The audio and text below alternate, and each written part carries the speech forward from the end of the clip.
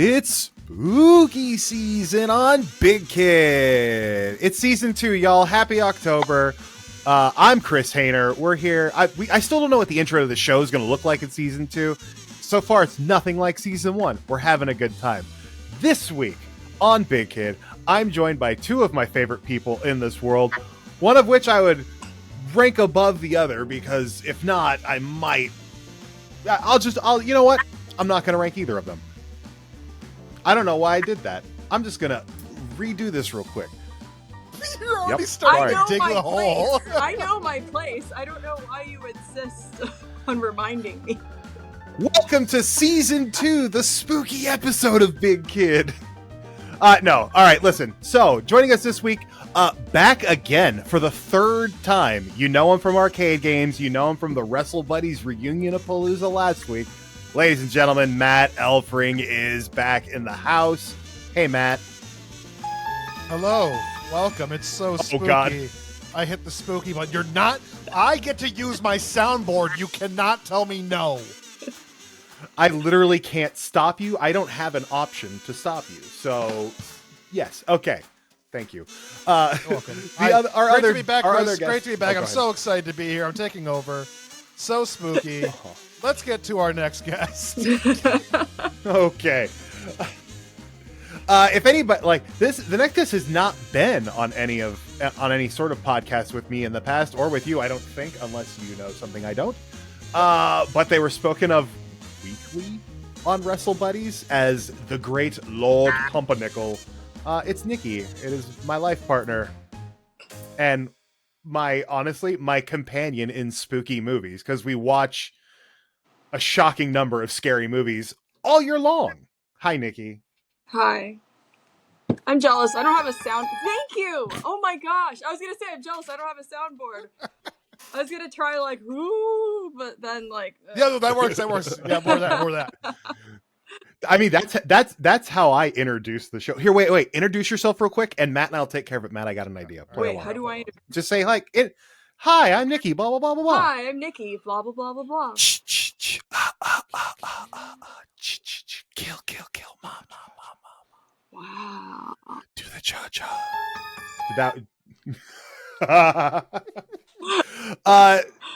So honestly, when I decided I wanted to keep doing the pod and I started putting together plans for a season 2, the first thing I wrote down was Matt, Chris, and Nikki talk about scary movies, because we love them, because this is the first year in a while where I'm not in a position to pay Matt to talk about his favorite scary movie. Yep.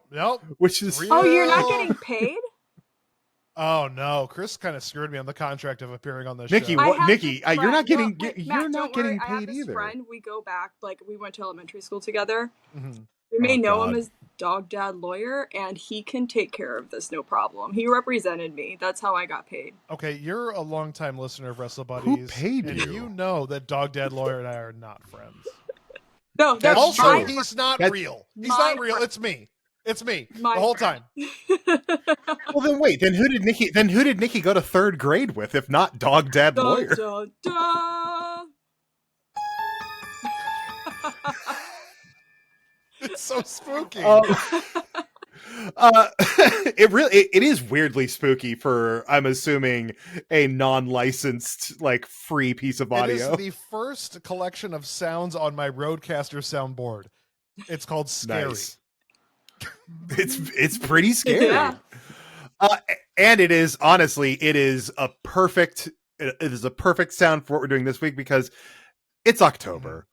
We all love scary movies. It's spooky movie season for, the normals out there who only watch this stuff around Halloween. So I just wanted to have a little chat about some of our favorite horror movies. And honestly, I just kind of want to let you go first, Matt, because I know what you're going to talk about. Rewatched the trailer today. So much worse than I remember, but in a really fun way. It looks terrible, but I love it. I've seen it a billion times, but I love it. You invite me on your spooky show with your life partner, as you succinctly put it, in maybe one of the intros you cut. Yeah. And you have the gall and the nerve. The gall. to dismiss the greatest horror movie of all time, Slumber Party Massacre Halloween 2. Not Slumber Party Massacre. Slumber Party Massacre 2 with the Driller Killer? Is that his name? The Rockabilly Driller Killer. Slumber Party Massacre 1 is... the Rockabilly Driller Slumber Party Killer. Massacre 1 is not great. I'm just going to throw that out there. It is sexploitation, essentially. Yeah. But like light sexploitation. It's everything you expect from a movie called The Slumber Party Massacre. But strangely enough, written by 2 women and directed by a woman. So like, hey, there's some progress in the weird 80s women horror. like boobs too. That's true. And I will say, after watching part of a movie we'll talk about in a little bit today, there is nothing better than an 80s slasher with boobs. With like proper 80s boobs. Nothing better? I mean, I'm sure there's some things, but like it's magnificent. It's a product of when the Nikki 80s, and I, and that's it is absolutely a product of the 80s. Nostalgia for the older generation of folk. Much like when people who are in their 70s talk about Leave It to Beaver. I think I also talk about Leave It to Beaver, and I'm not in my 70s. I just watched old television. The 50s were so much better. We had Leave It to Beaver, and we're like, the 80s were better. We had naked people for no reason. Boobs, yeah. Yeah. Porky. I watched every Porky's reason way before I should have. Like, we all watched Porky's before we should have. Yeah. Wonderful art. Is it art? Is it? No. Look, no. Here's the weird thing. This isn't a scary movie, but if you go back and you watch Porky's now, because I've watched it in recent years, I watched a triple bill at the New Beverly of Porky's 1, 2, and 3 because yes, they exist. No, I'm sorry. 3 exists, but my screening was only a double bill of 1 and 2, Porky's and Porky's Revenge. And they're the same exact movie in that, like, yes, if you look at the surface, it's like, let's look at boobs and let's get laid. There's also this weird undercurrent story of like small town racism and the youths rising up against it. That is fascinating. It's the 80s or 70s version of American Pie in a sense. Because that's the kind of goal of those movies. We're not even talking about horror movies at this point. I would say yeah. Well, I mean, but like American Pie didn't try to have anything remotely below surface. It was just American Pie. It was the main story of Porky's, which is we gotta have sex. We're boys. Mm-hmm. Yes, but there was another story. Yeah, I know. Bubbling underneath. It's a stripped down version of that. Get it? Yeah. That's pretty good. Oh, I thought for sure you were gonna play the spooky sounder. That's getting the full laugh. It's still going.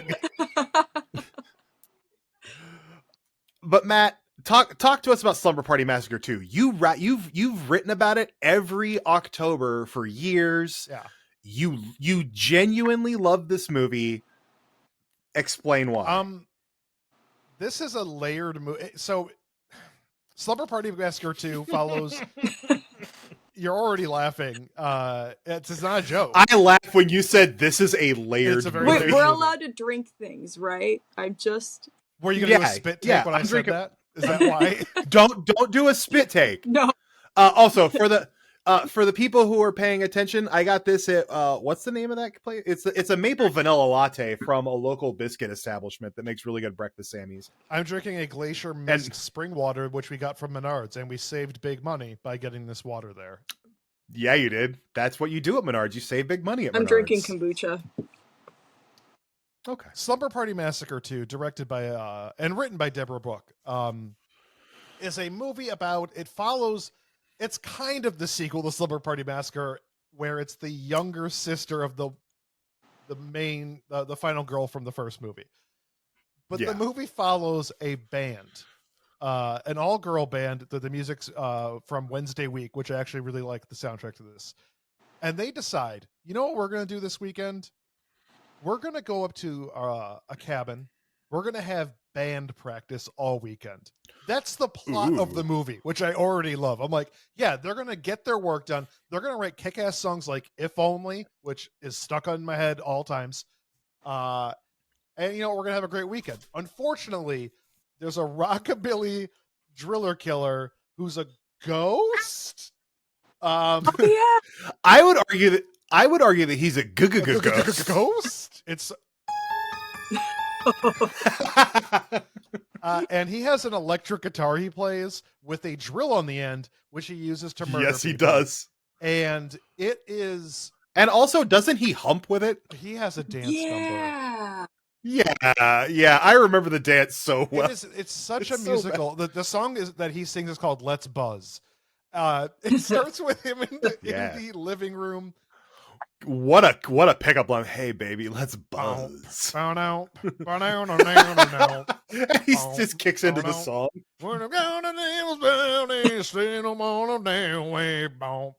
is this giving me flashbacks? There's another like scary movie. Because you've seen this movie. But is that the same one that's got that weird other rock song in it while they're at the skate? No. Oh, that's what I'm gonna bring. That's what I'm gonna bring up next because I've made Matt listen to that song endless times. That's Graduation Day. Got it. So the driller killer wants to kill the sister of the final girl from the first movie, but also kill the friends. There's also a couple of boys because these are all like college, I think early college age. And the guys come up to like watch them play music. In the history of 80s movies with male characters looking for sex, these are the least horniest guys in the world, which I appreciate. They're fans of the band. Yeah, maybe they're just musical fans. Don't get me wrong. They just love the music. They've actually heard the music of like the band shirt they're wearing. Yeah. So they're not just showing up at the Anthrax show, never hearing any of their songs. So yeah, they're watching this band play, and then obviously a driller killer is going to kill people. There's the scene that the movie is most notable for is the drummer of the band, who is not even trying to pretend to play drums in the movie, but she goes into the bathroom and has a zit on her face, and it starts getting bigger and bigger and bigger and explodes gross pus everywhere. That's what the movie is known for, but it should be known for the 3.5-minute scene of the antagonist ghost rockabilly murderer dancing in the living room, walking up the stairs, singing, walking closer and closer to the drummer and murdering her with his drill guitar. It's genius and insanity all at the same time. This movie understands what it is. It's barely a horror movie. Also, the rockabilly driller killer now reminds me of Meatloaf from Rocky Horror Picture Show. It's Meatloaf. I wouldn't say it's even Meatloaf-esque, but it's kind of that same vibe of like it's the same vibe and style. Yes, yeah. Like it's very much that visual aesthetic, except it's a little grungier and dirtier in Rocky Horror, and a little bit more glam, I would say, in Slumber Party Massacre. He looks straight up. This is Atanas Illich. He looks like Andrew Dice Clay. That's the easiest way to explain. Oh, it. yeah. It's a very it's a real dicey situation. Oh, Matt, no. Sorry, I'm so sorry. I apologize. But it's Andrew Dice Clay with a guitar with a drill in the end. And I think for me, because I wrote about it. Hickory Dickory Dock. No, I'm not getting into any of Dice's material. It's all terrible. It aged poorly a week after it came out. We'll put it that way. It came out of the womb old and bad. But aesthetically, I love how the driller killer looked. I love that the band was competent and played music. We used to watch this movie after band practice all the time. That was oh, that's so good. That was our thing to do, was watch this.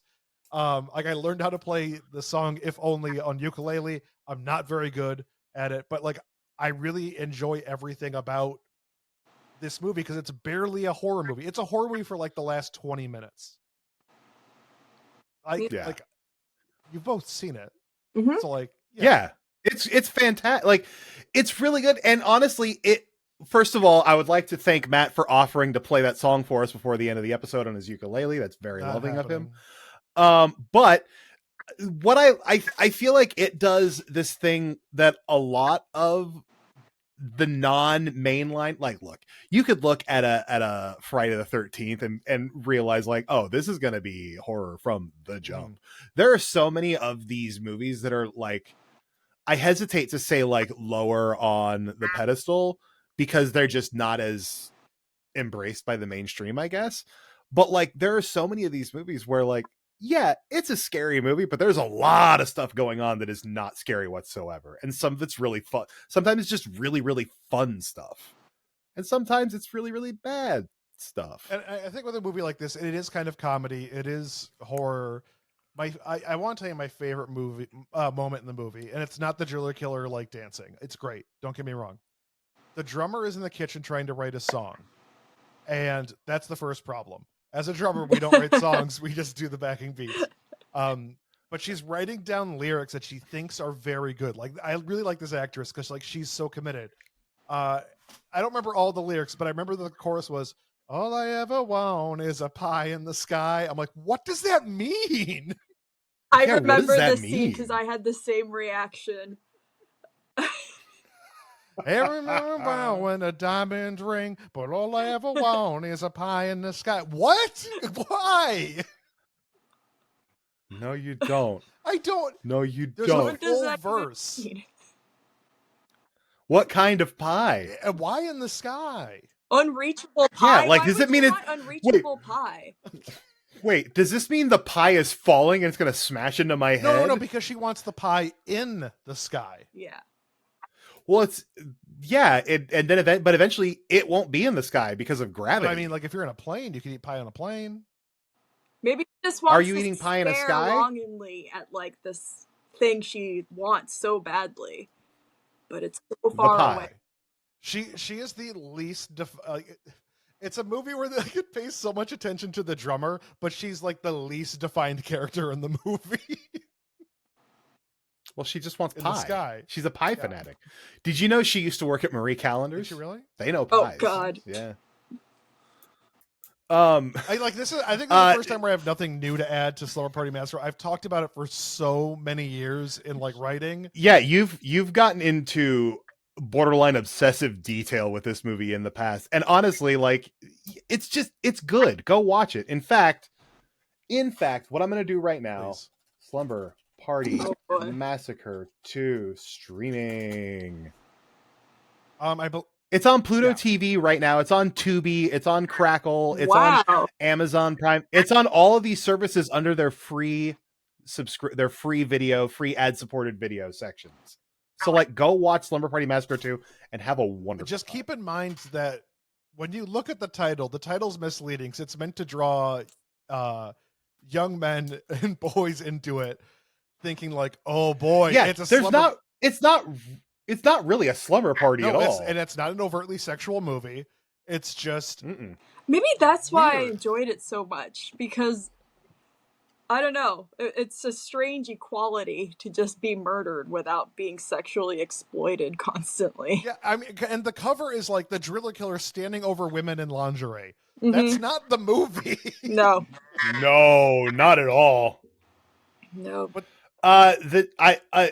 I'm glad that was the first thing we talked about, because as many times as you've sent me the song from Slumber Party Massacre 2 to listen to or watch on YouTube, I have sent you a song, Matt. Yeah.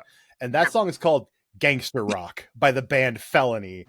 And it is from one of my favorite slasher movies, though I will fully admit this is not a good movie. Graduation Day.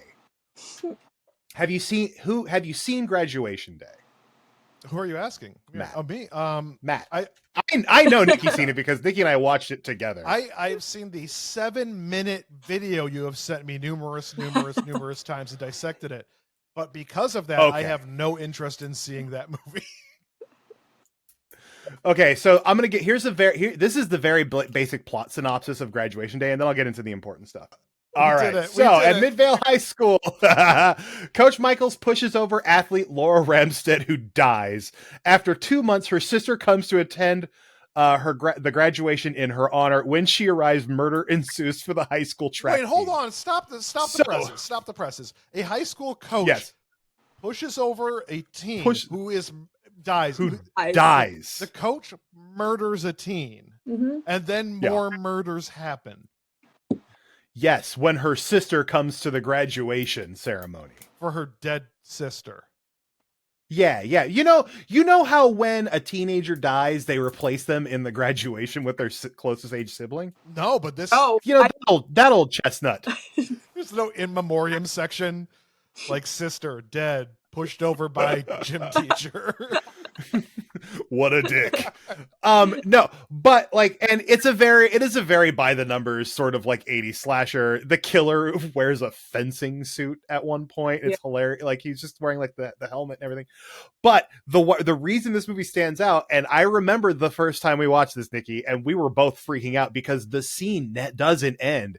It is this band that it's a definitely real band named Felony, and it might be hard to find other music of theirs because I've tried, and it's also hard to find an official release of gangster rock. But like literally, this is such a low budget movie that they put a blanket down in the middle of a roller skating rink and set the band up on it. And then they fill the roller skating rink with a mix of people roller skating around and people walking in circles around the band. And while this band is playing this song, this super dope song, by the way, Gangster Rock is a legitimately good, very long song, played by a bunch of guys who definitely want to look like David Bowie. Yeah. They don't. They're just caked in makeup instead. But they still look I would have gone more. But like I'd say a more New York Dolls aesthetic from the makeup. Okay. Yeah, that's actually really good. That's really, really good. Good on. Yeah. But like the performance is intercut. They keep cutting away from the performance to the killer from Graduation Day chasing a woman through the woods. Yeah. First this is how long the song is. First we get her sex scene. Oh yeah. And then the guy she's with is like, I gotta pee or something like that. So he goes off. This is all as the band's playing. He goes off into the woods and never comes back. And then the killer shows up and chases her, and she ends up dying. It's a whole thing cut to this banging ass song, Gangster Rock, which is weird because there are no gangsters in this movie. Like the song makes no sense. They do also dress kind of like ska singers. Yeah, they do. It feels very ahead of its time. It feels weirdly ahead of its time. It's as if they came back in time from the mid-90s to perform the song in the middle of a roller skating rink for reasons I don't even know where to begin. But the song's too long. I think I've said that to you many times. What? It's not. It should be longer. No song really needs to go over 3.5 minutes. They're more of a jam band. Yeah, like if you're Fish or Humphreys McGee, yeah, sure, go 16 minutes or 6 minutes. But what I love the most about that whole video, it's the everybody's roller skating, but I like the people walking. Like they ran out of roller skates in production, and like, well, what are we supposed to do? Yes, they did. Can you pretend to be roller skating but just walk? Like it's so weird. I'm gonna try something here. Try it.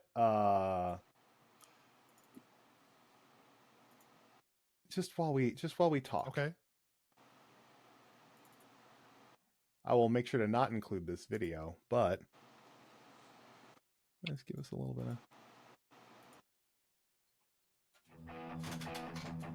Yeah, there we go. It's just a great song, man. But it's also like when you look at them, like it's 100% like big band revival, like late 90s, early 2000s. Yeah. I don't want to. Oh, 100%. With Hey, feathered hair. Yeah. Like we're gonna be opening up for Squirrel Nut Zippers this weekend. You guys want to hang out?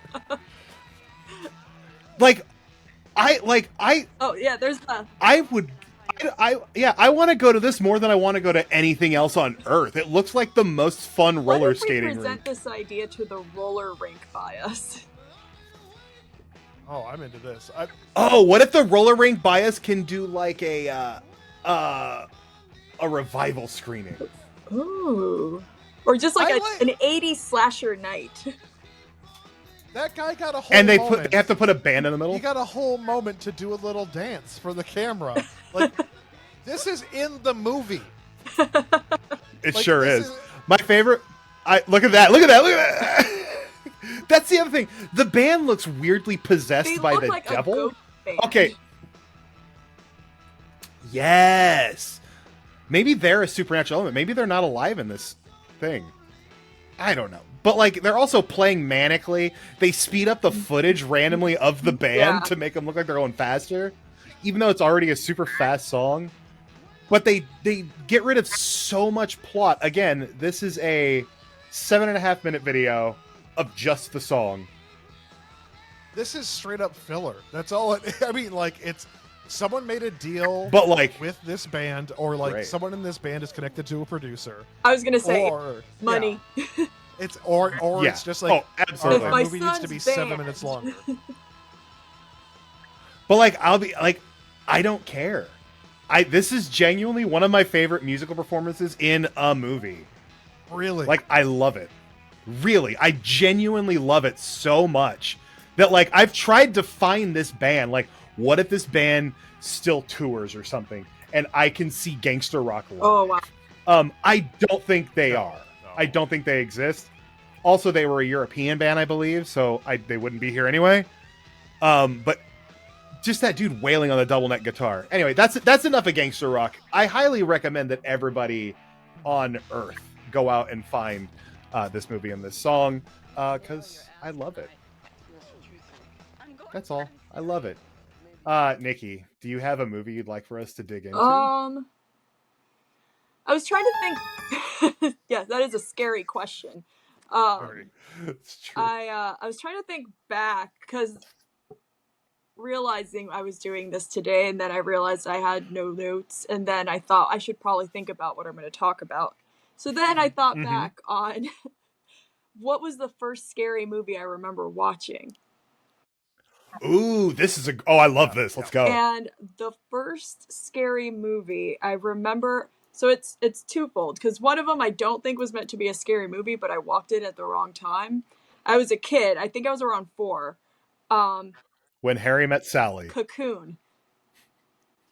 Oh, I can see that. Absolutely. I was like, what's That's like saying like I saw a movie that I didn't think was supposed to be scary, but it was. It was called The Fly. Oh, that's another one. Yeah.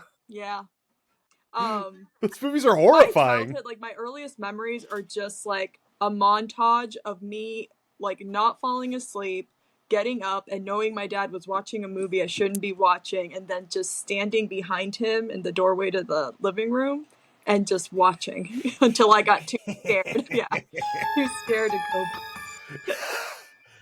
I used to do the sort of a flip of that. My folks, I would sneak out into the living room after my folks went to bed. Oh, my folks. Oh, you That's how I saw this little boy. Yeah. That's how I saw Jaws the first time. Oh. But what was so Cocoon, what is it about Cocoon that still sticks out in your mind? The And also, alien what was the things. second movie? The aliens, because it was like at some part where like it's like not the best special effects, obviously, but it's like this they glow and they're like reaching out trying to communicate, but I don't think they speak. And I just walk up, I look up, and I see this thing, and I'm like, oh my god, there's monsters that want to eat our grandparents. And that's all I got from that. But the first actual scary movie I watched as a kid was Nightmare on Elm Street. The prequel. Yes, the prequel. It's Jack. It's about Freddy Krueger teaming It's about up. Yeah. Oh my god. That sounds like my nightmare. I look, I've never seen Nightmare Before Christmas. Wait, really? I know it's a terrible. Yeah, never saw it. Never cared to. First time I saw it, I don't like the way on it's 3D, and it made me motion sick. So that's all I like correlate to that movie now. See, and weirdly enough, all I correlate to it is the worst part of Disneyland, which is they put Haunted Mansion into Nightmare Before Christmas mode in like the end of September. So if I want to ride Haunted Mansion on Halloween, it's filled with Christmas garbage. And I find that to be obnoxious. They're just trying to celebrate your birthday. I mean, Yeah. They're not, but something I don't like. That's rude. How do you know you don't like it if you've never watched it?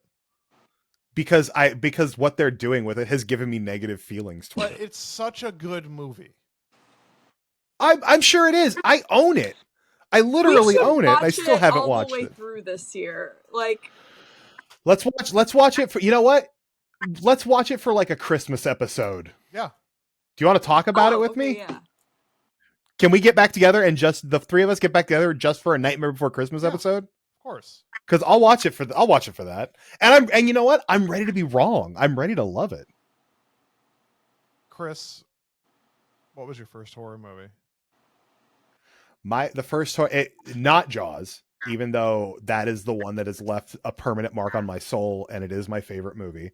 The first horror movie I see, and I have a distinct memory of a scene from it. It's Nightmare. I almost said Nightmare Before Elm Street. No, it's a Nightmare on Elm Street 2, commonly known in modern culture as the very, very gay one. I love that movie to this day. It's so good, and it's such a good take on sort of slashers and horror at the time. There's camp in there. There's exploration of like coming of age and sexuality that like feels so out of what you would expect from a slasher movie. But also the scene that sticks in my mind the most is that bus scene when it's towards the end when you see that Freddy is like, it happens at the beginning and the end. It's sort of bookended. That's 2? that may have been the 2. one I watched, because is 2 the one that's got the canary or like the bird? Yeah. Okay, that's so 2. then it was 2. Yeah. Oh, cool. So we've had the first same scary movie. That's awesome. But like, yeah, there's the scene where they're on the bus and the bus starts like driving out of control. And then you see that like when the driver goes to grab the gear shift, it's Freddy's hand now. And Freddy's taking control of the bus. And he ends up driving it off the road out into the middle of nowhere. And then the ground collapses beneath them. Like, and that's been stuck in my head legit since I was a tiny child. What I just realized? Because I rode the school bus every day at that point. I was in 2nd grade. Chris, have I ever told you about the dreams I would have where all of a sudden my parents would disappear from the driver side of and passenger side of the car, and I would have to crawl up to it and try to drive? Yes, you realized have. That's probably where it originated. Thank you, Matt. Because the car I wish I had a spooky sound. It's out of control, and I'm like trying, and like my brother's in the car, and I'm trying to make sure that like it doesn't crash, and like the whole thing's just like a huge stress dream I had as a child. That's nuts. Oh man, I'm sorry. I tried to do something and it didn't work. I tried to play a drum shot. A rim shot. Yeah, I tried to play one of those. It didn't work out. It's still loading on my screen. I messed up. I was like, wow, it's taking him a long time to process this. No, it's genuinely one of those movies. And first of all, if you have seen the movie and you look back on it with distaste, or you haven't seen the movie, I highly recommend giving it a watch now through the lens of it is about a teenager sort of attempting to come to grips with his sexuality in a world that is oppressing him from embracing it. Also, check out the section on that movie in Never Sleep Again, the Elm Street Legacy documentary. And also the actor who played the kid in that movie he was not out of the closet at that point, has since come out of the closet. And there is a documentary about him called Scream Queen that's about sort of that movie's place in his life and in queer culture and in queer horror culture. And I think they're very interesting things to dig into. And also, I would argue this movie breaks the most Freddy rules of any Nightmare on Elm Street movie, except maybe Freddy v. Jason. But it's done in such an interesting way that is more of a character study than the first one was, and more of a character study than I feel like we get in almost any slasher movie of that era, where like the movie spends big chunks of time like on this guy as he's figuring out what the hell's going on with him. And basically they use the manifestation of Freddy as sort of his running from his sexuality. He's being taken over by this thing that he doesn't understand, that in his mind is sort of evil and villainous. And it's his sexuality. He just doesn't know any better because he lives in a world in the 80s where that sort of thing isn't really embraced. It's a really good movie. And again, there's a lot of moments where it's like the director is clear. Like, there's specifically a moment where he's dancing to music in his bedroom and he has a little like cap pop gun and he holds it up over his crotch and gyrates around before popping it off. I'm like, we know what you're doing. We know what you're doing. I understand what's going on here. And it looks so silly now, but like, this is a kid in the early 80s who doesn't know entirely who he is or who he wants to become, and he's trying to figure it out, and that's it. That was both of our first movies. Matt, what was your first horror movie? The first one I remember is not Nightmare Before Elm Street 2. It's actually The Gate. Okay, so in this movie, it is a young kid who gets a hold of his, I think, teenage brother's metal records, and he plays it backwards, and there's a satanic message. Oh no. And then I might be mixing this with our horror movie. But then after he does that, a hole in his backyard opens up and demons start coming through. So the first thing I did was get all of my vinyl that I had at the time, most of which was Creedence Clearwater Revival. And I would play it backwards to look for satanic messages. But how'd it go? Fine. I mean, like, CCR backwards is just kind of CCR. So. Yeah. Is there a song in which they say like Paul killed John Fogerty? I don't think I ever found anything like hidden in songs. Like, I wasn't allowed to touch the Beatles records that my mom had, which. Oh God, no! You can't touch your mom's Beatles records. So I never found anything like what I had, which was again CCR and like the R2D2 C3PO songs, or yeah. It's it's weird if you play that backwards instead of beeps and boops, it's boops and beeps. Man. But it terrified me that like I'm atheist now. I say atheist, but religion's just not a thing for me. But like growing up like Christian. Forcibly Christian, and thinking like that there's a demon everywhere, and there's a bad guy everywhere, and he wants to get you through angry music, like that intrigued and card me so games, much. And card games. Oh, and also D&D. He loves reaching people through Dungeons and Dragons and math. That Tom Hanks movie, I think it was like. Oh, the Da Vinci Code. It's almost like Dungeons and Dragons, but it's like something else. Like. There's like murders going on, like. Oh, Forrest Gump. I could be making this up. You're making up a movie I want to see at least. Yeah, like let's go watch it now. I have many things I thought were real.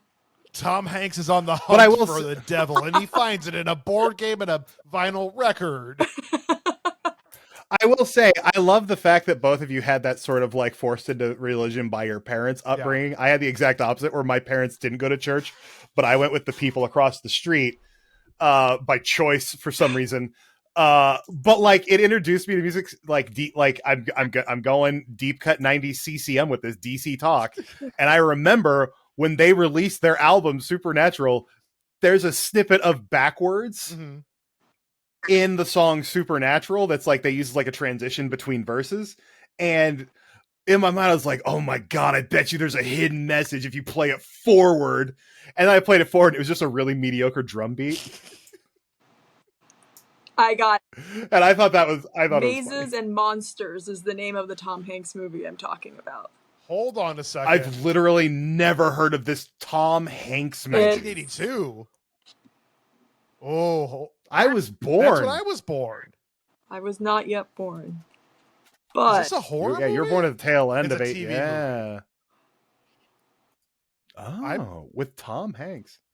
Bound together by a desire to play mazes and monsters, Robbie and his 3 college classmates decide to move the board game into the local legendary cavern. What? That's not a synopsis.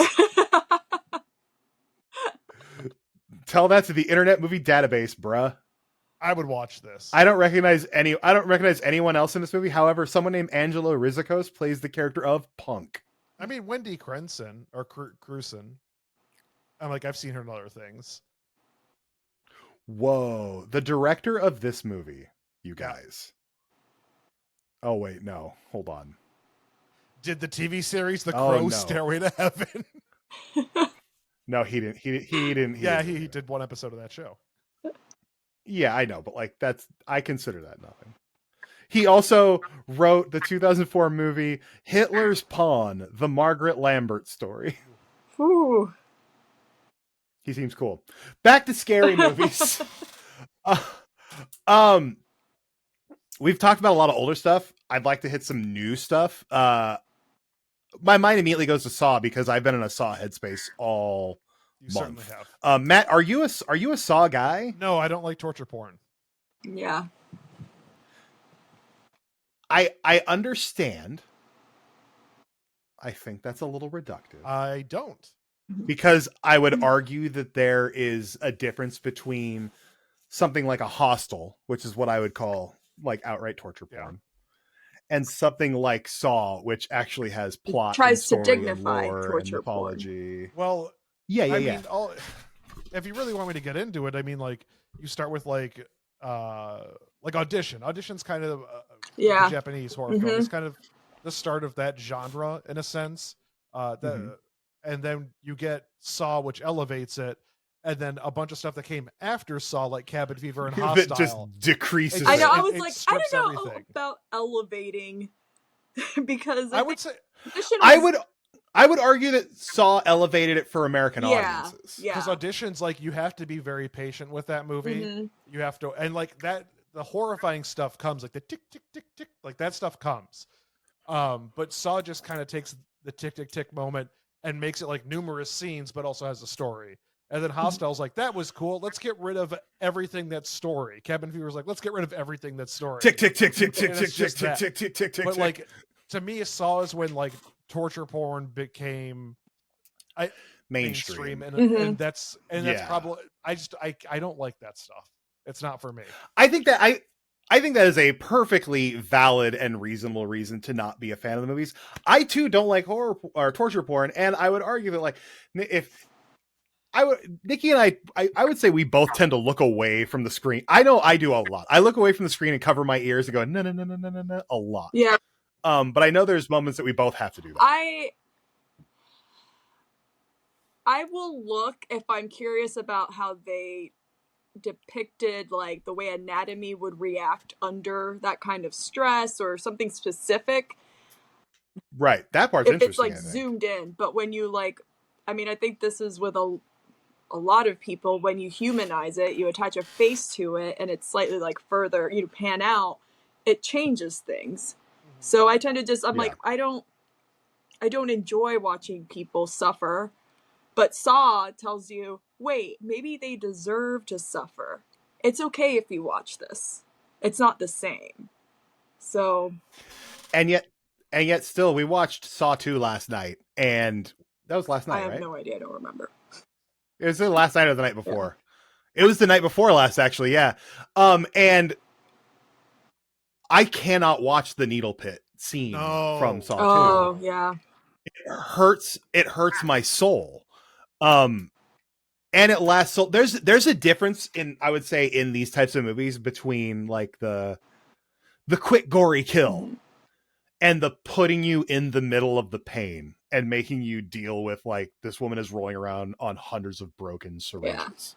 I watched that out of like, I think that one's just like pure like what is happening. I don't think every time I haven't rewatched that movie very many times, but each time I don't think my brain can like process it quickly enough. I just like, that's awful. I can't even imagine.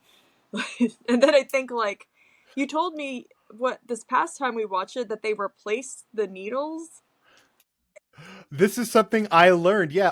So those are all real needles and syringes in there, but they had someone go through and replace every needle with a rubber needle so that like she didn't get stabbed a bunch. And in my mind now, all I could think about is like, what if the intern missed one needle? Yeah.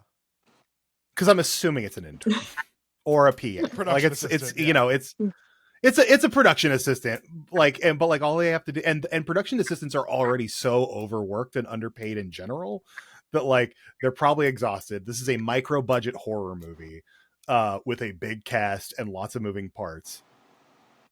All they have to do is miss one needle and it ruins everything. So like everyone got their test shot before they shot this movie. Yes, and by that we mean everyone had to take a jump into the pit to get their tetanus shot. But Saw X is currently out in theaters right now. Matt, I know you will not see it. No. I know we are going to go. I saw it at the junket, and we're going to go see it at some point because I'm curious about the storyline. I mean, like the thought that that's the thing that gets me about these movies now. Like that in the story, that doctor's not an actual doctor, because then it makes it that much more horrifying when you take an oath and then you make a man think he was healed of brain cancer, and you think, I mean, the wrong guy, because wow, yeah. What would you say if I told you that I'm pretty sure the doctor is a real doctor? I mean, that makes sense because you want it to be scary. So we've heard real doctors do that same thing. Actually, they just didn't do it to someone who turned around and made them pay. Yeah. The trailer had something going into someone's eyes, like a tube. I can explain that trap to you if you'd like. What you're gonna so what it is no. They're vacuum tubes, Matt. No. I'll just leave. I'll just leave. Look, do you see back here? Do you see what I'm pointing at right here?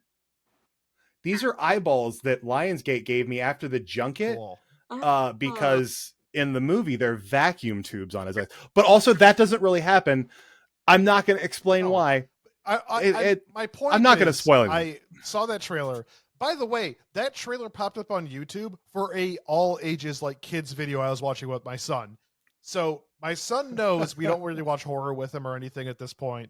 But as soon as he sees like a trailer come on, you hear like dun dun, he just turns and looks at me. I'm like, yep, like sorry, buddy, you got to do it, and I'll let you know when to go. And I watched the trailer for Saw X, and I just saw the vacuum tubes over the guy's eye. I was like, nope, never gonna see that. Yeah, no, not my thing. Missed that part. To be fair, it's been like the center of the entire marketing campaign. But that just tells you, from the second I realized they were fake treating him for like cancer, I was like, all I could think of was just like, this is incredibly unethical.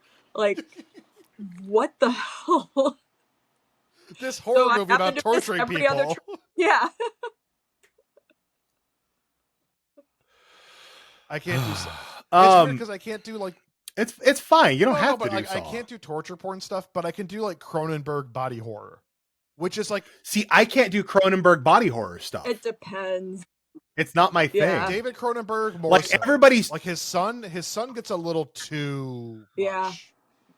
I really can't dig into his kid. Yeah, like I will never watch. I know I'll never watch Infinity Pool. I just know it. And it's I think his son's a talented director. Like I liked Possessor or Unpossessor, or was it just Possessor? I can't remember. I think it was just Possessor. Yeah, I like that a lot, but like David Cronenberg's movies weren't like non-stop body horror. It was like usually commentary on society, commentary on culture. By the way, everything's a vagina. That's like pretty much what it is. Yeah. Mm-hmm. No, thank you. I mean, like Videodrome and Existence are like I think two of my favorite movies. They're not even really horror if you really think about it. It's more of just social. Existence is my favorite brand of boner pill from the gas station. Oh, good for you. That's Existence, not I know. Like every time I see the poster for Existence, I think of Extends. Because I feel like it's at every freaking gas station on the planet. Like, pay $8 for, like a natural treatment for, some and stuff a regular heartbeat and an ER visit. Yeah. You're welcome. Yeah. Guys, there's an organic stamp on it. We're good. It says it's organic. That says organic. Like that's not how you spell organic. There's a K at the end of that. Are you trying to tell me these are organique? Yes, it's French. Fine. Yeah. Bonjour. Something else, like Matt, have you seen? This is something we watched and were blown away by. I would argue. No One Will Save You, the new alien invasion type of thing. It's like it's like Better Signs. Here's the thing. I think you know this. You both probably know this. I have a 5-year-old son. My wife does not like horror movies. We're actually watching American Horror Story for the first time in years because the past 3 seasons have sucked. Yeah. but that's So you decided to watch this one? No. Yeah, I mean, we're giving it a shot. 3-episode try. This current season? Yes. I mean, wait, did you say the last 3 seasons have sucked? The season before we gave up on was the New York City 80s one. Mm-hmm. Because it didn't feel like American Horror Story. It like... Wait, last season was the New York City 80s one. That's what I said, last season. NYC. Yeah. The one before that was... Double feature, which was half half good. Mm-hmm. Half good. Half good, half terrible. And the one before that was Cult, which I hated. Nope. The one before that was 1984, my favorite season. I don't even remember that. Bro, the one that takes place at a summer camp, it's like a summer camp slasher American Horror Story. It's the best. Sorry, I really enjoyed that. That's actually like... Okay, I was like, I know we've talked about it. Because that's everything to me. But yes, I don't have a lot of time to watch horror movies at this point. It's usually just during the day. Like, I'm still got to get through like Insidious, The Red Door, cause The Nun 2, because I love weird supernatural, like cheesy stuff. Yeah. I pray to the altar of the Conjuring universe. I want nothing but more Conjuring movies. I want more Sinister. Until the end of time. I like Sinister a lot. Is that the one with, like, that was Scott Derrickson, right? Yeah, like Scott the Derrickson, film they found in the attic? Yes, and it's all based on like I believe Babylonian and like Mesopotamian like gods that actually exist, but they kind of I was reading about that because I was trying to figure out, I'm like, where did they get the idea for this? Because the first time I watched, it'd been a very long time between, first watch and then like when I went back and really looked at it. And all I remember from the first watch was this family, and the dad's a writer, and their house is so dark. And then they go in the attic and they watch these like movies where kids are killing their parents, and like then the kids start being weird, and then they get all these other kids in their house that they didn't have, and like I was very confused. It's all like it's all kind of based on like Mesopotamian like gods, and it's wild how much research they had to do for this movie, and I think like so many people kind of threw the first one away. The second one's not as good, but I really like the Sinister stuff. But for me, it's Jordan Peele is kind of like 100% Alfred like Hitchcock for this generation. I would argue he is yet to make a bad movie. Period. Like I know a lot of people were. What was the last one? The Alien one. No, I feel like a lot of people came down hard on Nope because it was mostly it was just sort of a departure from what we saw with Us and Get Out. And he just but like edited, it's such an I think it's a collection of short stories, short horror. So yeah, I'm like on the wait list to read it right now from the library. It sounds awesome. Like I love his. I hope the audio. I want to get the audiobook and hope that it's read by Jordan Peele. Oh, he's got a fantastic voice. Yeah. For reading. Mm-hmm. Yes, he does. People came down hard on Nope because it was leaning more towards an atmospheric horror, which like A24 had been doing for years. Yeah. And it's also sci-fi. It's hard sci-fi. He's just getting out of his I wouldn't even say getting out of his comfort zone. He's just trying something different, which is fantastic. And the thing he didn't get enough credit for that movie is such an like his first two movies, Get Out and Us, were very much a social commentary on racial relations between essentially white people and the other, no matter who it is. What's really interesting about Nope is something I picked up on and I loved, is that it's more about Hollywood's relationship with the people it exploits. You have Scott Youn. Yes. Steven Yeun, my bad. I got Scott Gimple in my mind because I had Walking Dead stuff on my brain. Steven Yeun playing a former child actor who is more or less sort of ousted from the industry after something he had no control over happened on his show. And he's constantly in pursuit of regaining that glory. His whole life has been set on regaining the glory that he had as a child actor on a television show. You have the family the movie's about, who, like, I really love what Jordan Peele did, sort of rewriting history to make their ancestor the first person ever filmed for a thing. And it was the black gentleman on a horse. And now, then in the lore of the Nope universe, their family is this iconic sort of horse family in the movie industry that's being pushed out by CGI. Meanwhile, and the thing that like really set me singing about this movie is that like they have, to capture footage of the alien, they have the guy from Fry's Electronics in Burbank come out. The Fry's Electronics down the street from Warner Brothers and Disney and Universal that went yeah, it was literally down the street from the studios. It was by my house. It had a giant UFO on the front of it because every Fry's Electronics had a weird theme. And it was the place where people in the industry went when like, oh, we're missing a cable. We're missing a this. We're missing that. Run to Fry's and get it. Fry's is right there. We know it's right there. And the sort of the internet move to shopping killed all of that. And Fry's went out of business after they filmed this movie. Yeah. So by the time the movie came out, you couldn't go to Fry's because not just the Burbank Fry's, all of Fry's went bankrupt. Like they just went away and it doesn't exist anymore. And I think that is such an interesting little added caveat that like, there's no way Jordan Peele could have predicted. I mean, we all could have predicted that eventually Fry's would go out of business because every time I went, there was nobody there. But like, it's a really interesting little sort of thing, Hollywood thing that dates it. Yeah. And is a further exploration of like how the studio system takes in everything you have when they need you. And then the moment there's an easier, better, cheaper, somewhat less difficult way, goodbye. The moment you're not a convenience for them. I think spoiler alert, it's every industry. Yeah. But I think it's yeah. That you said that it gets away from like the outright like Black experience because it doesn't.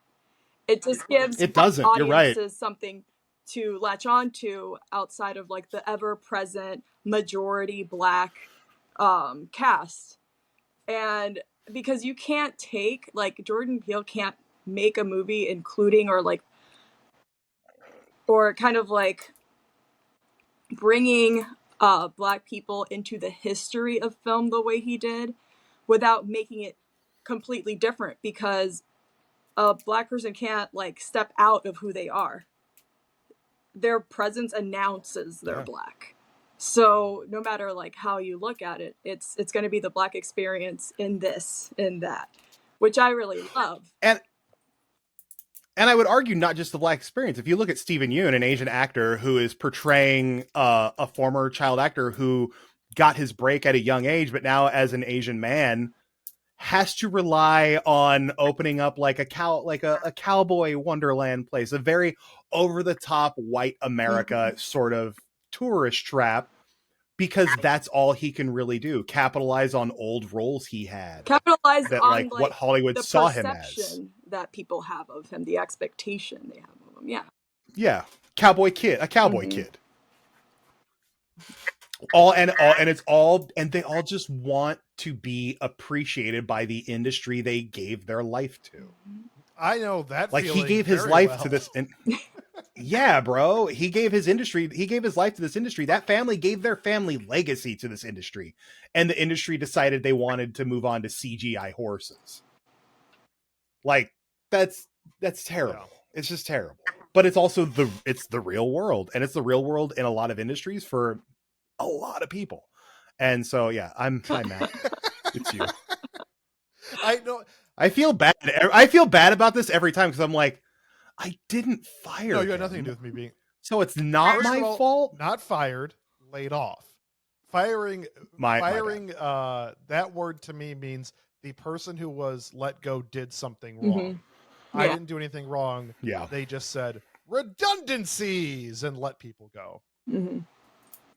It was not a redundancy. It was not redundancy. I'll leave it at that. No, but Nope. To me, because I've watched all of Jordan Peele's movies again the past like 2 weeks, Nope hits a lot harder when the position I'm in, like looking for a job after being in a position for like 13 years and realizing like, oh, I wasn't really appreciated. Chris appreciated me. People at GameSpot appreciated me. I'm going to get off that topic real quick. But you're not being appreciated by the machine that runs everything, even though you're giving so much. So like that movie hits so much harder. And also the same thing with Us hit a lot harder recently too when I was watching it, like where you feel like you have no control over your own life. Mhm. You know, like Yeah, because that in essence is what Us is about. It's about a lot of different things, but it is a lot about like you don't have control over your life, like you're a puppet on a string essentially. yeah. God. Anyways, Jordan Peele is wonderful. I just like go back to like the See, but- scene in that movie, like the scene that kind of set the tone for everything was absolutely horrifying to me. Because I read a lot of and listen to a lot of For wild animal Nope. stories. Like, yeah, oh yeah, you're talking about Nope. yeah, Yeah, but I will say I love the way they trickled that piece of the story out throughout the movie, as opposed to like there could be a cut of that movie where the entire chimp attack, Ape. the entire It's animal chimpanzee. attack. Ape, the ape attack could have just been like the cold open to that movie to sort of smash you into the story, but instead you get it in bits and pieces throughout. And I think that serves the story way better because you're slowly learning more and more and more about that character's life leading up to this and how he wound up here next to this old horse farm. Mm-hmm. The way it was filmed, like that's the what I think anyway. point of like the I guess you guys know where the camera's better. You're The camera facing the shot. audience. Yes, Yeah. and like just like it was, it made you feel just as trapped as these people were in this situation. Yeah. And also, it's a genuinely spooky alien movie to boot. Yes. There's no explanation. Like, it's great alien. No. There's no real resolution. Like, it's just you're kind of left like unsatisfied in a satisfying way, I'd say. Mm-hmm.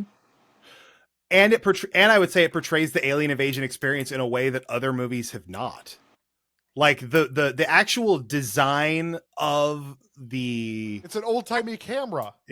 Like that it's so cool. Like, yeah. And we presume the aliens always want to interact with us when me, even as a human being, if I observed us, there is no way that, number one, I would want to involve myself with us. We can't keep peace on our planet. Why would I bring you into this whole like intergalactic mess? And I mean, like, if they need something from us, take it. Why would they don't need to talk to us. No. At all. I mean, I don't want to talk to us, so like, oh man, I'm trying to think of other things. Like, there's more Texas horror. Chainsaw Massacre reboot or whatever it was called, a revisitation. Oh, Texas Chainsaw Netflix. Texas Chainsaw gentrification. Oh wow, I remember that. I forgot. You guys, I love the Texas Chainsaw Massacre franchise. I especially love Texas Chainsaw Massacre 2. Chop Top is my favorite character across all of the movies. Texas Chainsaw 2 is a fantastic horror, like gory horror comedy. It's such a departure from the first one, but it's my favorite so Chainsaw Massacre movie. Mine's the newest one. I cannot say the same for Texas Chainsaw Netflix. Oh, it's so good in the worst ways possible. Leatherface is the hero of the movie, fighting back against gentrifying social media influence. I have never hated protagonists so much in my life in a movie. They're supposed to be that's the thing that kills me. They're supposed to be the protagonist, but I'm rooting for him to chainsaw them to death. Because they're like, oh, we're going to open up like our organic cage-free range restaurant, blah, blah, blah, kombucha, fancy coffee. Like it's this old rundown Texas town. They're like, we're going to turn it into a rich white people's metropolis. Because that's how things work. You come in with all the money to a very rural town that seems to be doing okay on its own. Like, it's surviving. I remember they brought in a bus full of influencers to like do content at the end of the movie. I mean, you probably just saw that on the video if this is video being used, but I did roll my eyes so hard at that because it's like because that's a real thing. Like, a bunch of like influencers go to like a place they're not supposed to. I'm not saying you can't go to a town, but like a jungle waterfall where like tourists aren't usually there. Everybody takes pictures, and then a bunch of other people follow, and then they trash that area. Like, that whole movie is about how social media influencers are like not essentially bad, but like they're kind of bad for tourism. Like, they create problems. Yeah. but it gives us the one redeeming thing about this movie. It's Leatherface chopping his way through that bus. You never want him to lose. You want him to end these people's lives. At a certain point, you're like, how did he even get on the bus? I don't remember, and I don't care, because he killed so many people on it, and like, I was fine with it. Yeah. I was fine with it. The second we're done with this, I'm going to watch it again. I was just thinking that. I'm like, sorry. I think I need to rewatch it. Yeah. Hey, if you want to rewatch this movie tonight, we can rewatch this movie tonight. It's terrible. I mainly bring up Texas Chainsaw Gentrification because of our friend Dan Audie, who worked with us at GameSpot for a while. Yeah. Passed away, and it was a total bummer, but last year. Yeah, it was a little over a year ago. A year and a half ago? Wow. Yeah. But the and unfortunately, the last movie he watched was Texas Chainsaw Netflixer, because we made him. Sitting in a WhatsApp chat with him. It's our poor friend Dan is sick. Yeah. And but to be fair, the thing that me, him, and Matt always talked about was like good and bad horror movies. And the new Texas Chainsaw came out, and immediately we're like, well, we got to convince Dan to watch this so we can talk about it. And he did. That might have been like the last movie he watched. And if it was the last movie he watched, that makes me so happy that he got to enjoy. It makes me happy and sad at the same time. Only joy from me. Because we made him watch something bad.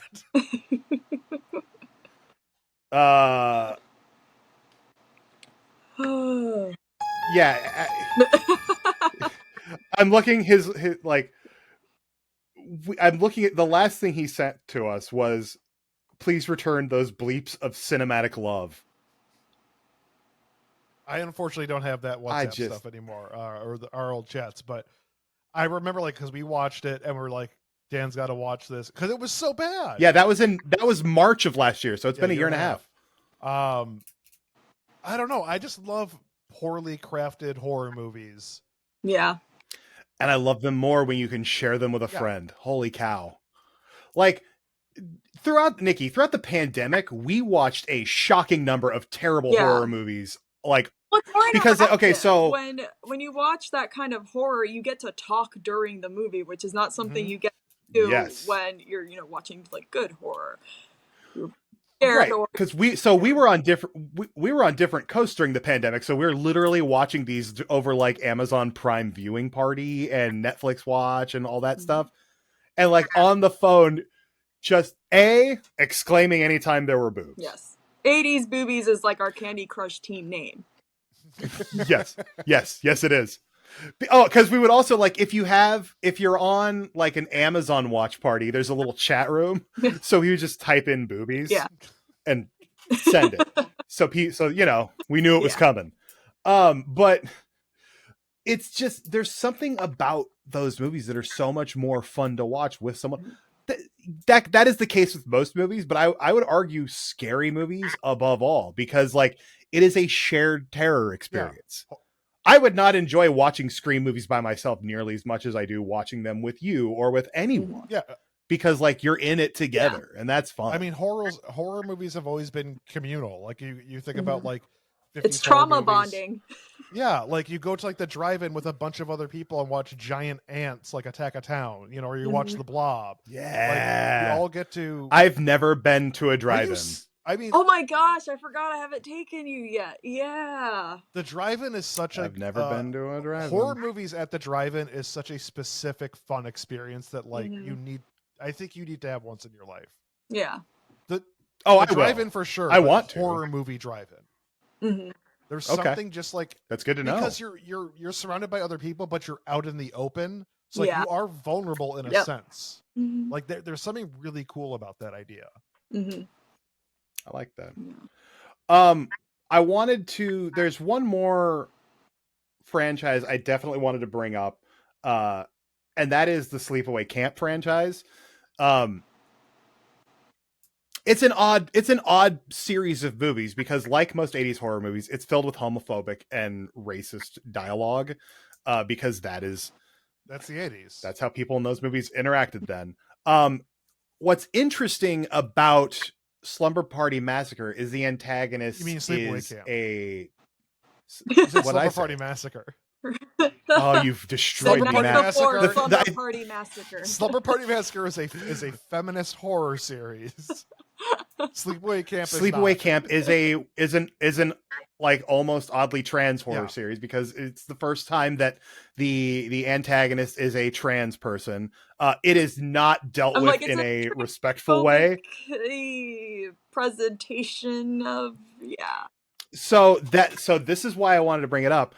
I was actually reading today an article on Bloody Disgusting, which I suggest everyone goes to check out. It's called Sleepaway Camp: The Elephant in the Room by writer. It's from 3 years ago by writer Alice Collins, who is a trans woman, and Alice writes about Sleepaway Camp from two trans perspectives: the perspective of those who look at it as harmful, and the perspective of those who look at it either as hopeful or as an excellent trans revenge tale. Which I think is cool. But something she notes that I feel like I've thought but did not have the words to like completely ignore or to completely explain. Sleepaway Camp 2, it's still not respectful. It's still not honoring. It's still filled with horrible comments and all the shit that you don't like from 80s movies, and also some really good 80s movies. Yeah. Just, I want that out there right now. However, it also affirms the killer's like, basically we learn in the first movie that Angela, the killer, was forced to live life, was born male and forced to live life by an aunt as a female. And so it's essentially been brainwashed into being male or female. Yeah. Yeah, it's 100% abuse. And like it leads to a bunch of killing and ultimately sort of the meltdown at the end of the reveal that like she was born a boy and is no longer. Sleepaway Camp 2 does a lot of like, she's been through whatever the 80s version of gender affirming treatment is, which I'm assuming not great. It is the 80s. But it's really interesting that like after that revelation, the movie, because if you watch Sleepaway Camp 2, it trends much more into horror comedy than like really hard slasher stuff, and she becomes weirdly like I would argue the hero of the story. She's the only person in the franchise that matters, whose name you will ever remember. She's awesome. Like you want to, and like the movie goes, essentially she chose to continue living her life as a woman through some level of treatment. We don't really know how much or what, but like I feel like it's not representation at all. It's visibility in a way. It's inclusion in a way. But I think it's important to talk about because, and again, I could be way off base here, but it's that hadn't happened before.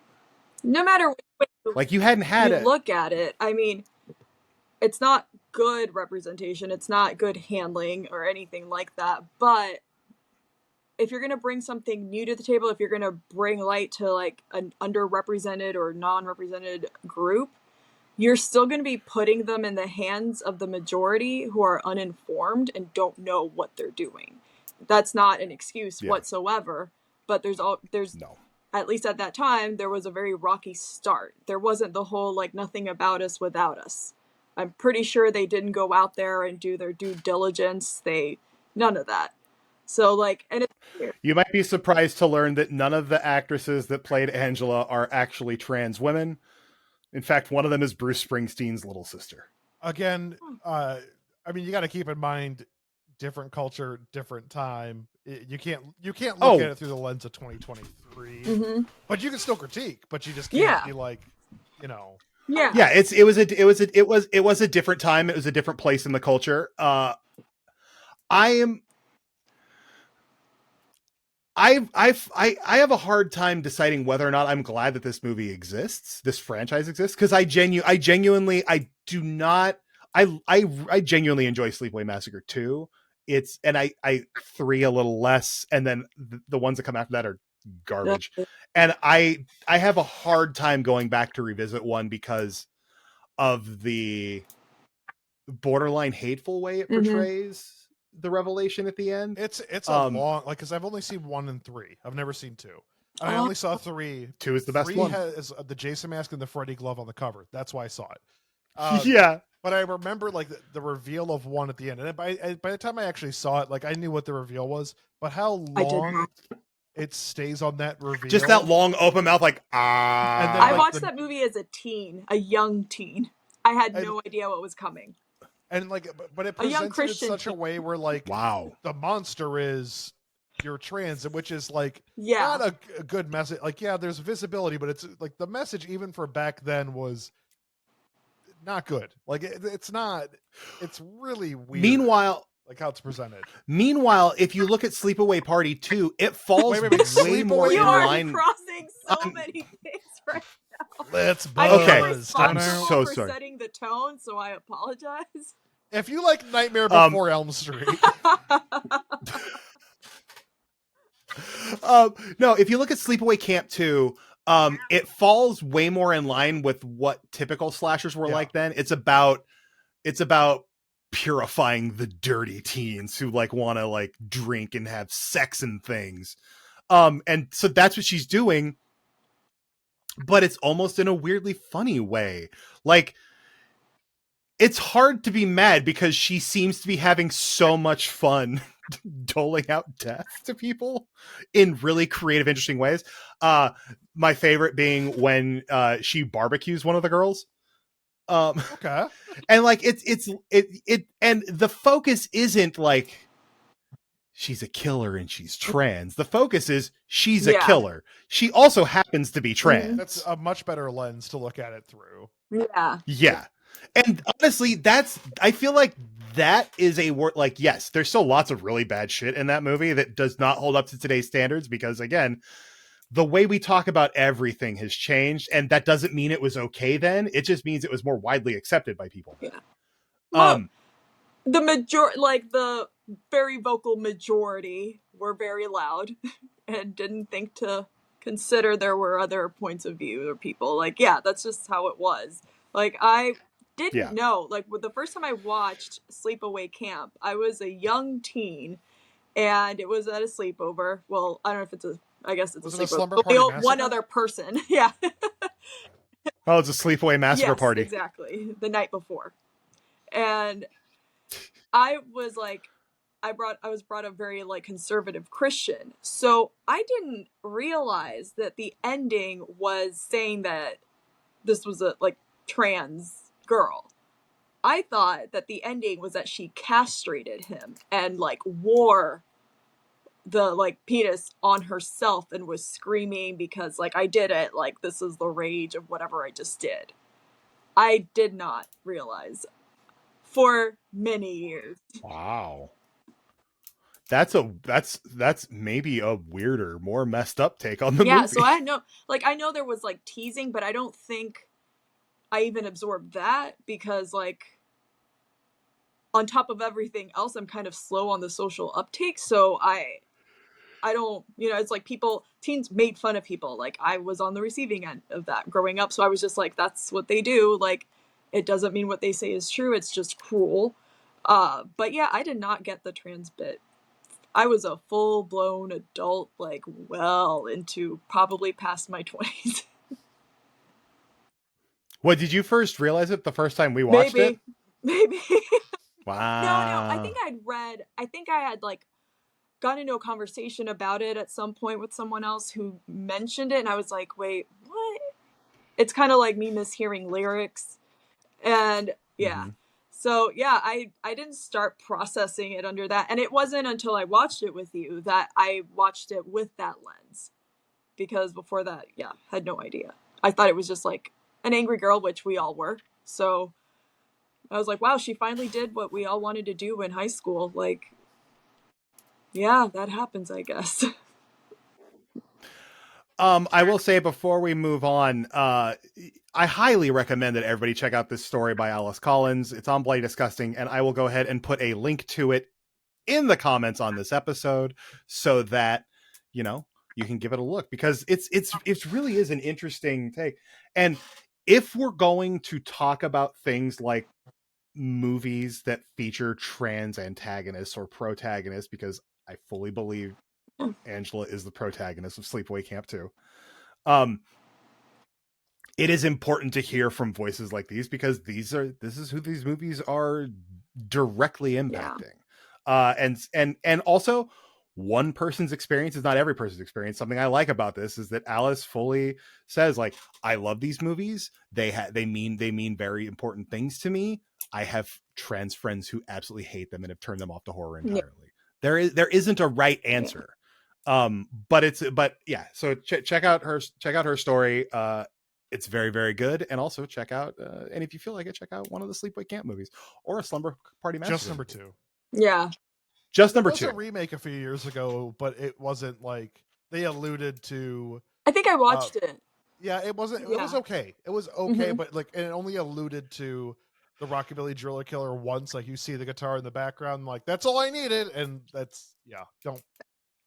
I want him to come back. I want to build that guitar, cut it from like foam for cosplay. Every time I see it, yeah, I just think like, oh, look at those like curves like all through. It's pretty cool. Yeah. Do we have any other movies that we haven't talked about? Okay, you know what? Actually, I have one thing. Alien movie, like the No One's Gonna like save you, or No one will save you, because it links to so many horror movies for me. Like Alien, like Fire in the Sky is the movie that dictated everything I feared, and like to this day probably, because after watching that, I was entirely traumatized. I feared aliens more than kidnapping as a child, because aliens, like humans, have to find you, get you out. Aliens can just take you. You're safe nowhere. Nikki, we are on the same page. That and Unsolved Mysteries really fucked me up. Sightings. Did you ever watch Sightings? Oh, it was so much. Yes. Oh. I've actually talked to Nikki about this a number of times. I still have nightmares about the Queen Mary episode of Unsolved Mysteries. Which one was that? That's the Ghosts on the Queen Mary? The Ghosts on the Queen Mary. There's one specific scene in that episode where they talk about the first class, how haunted the first class pool is.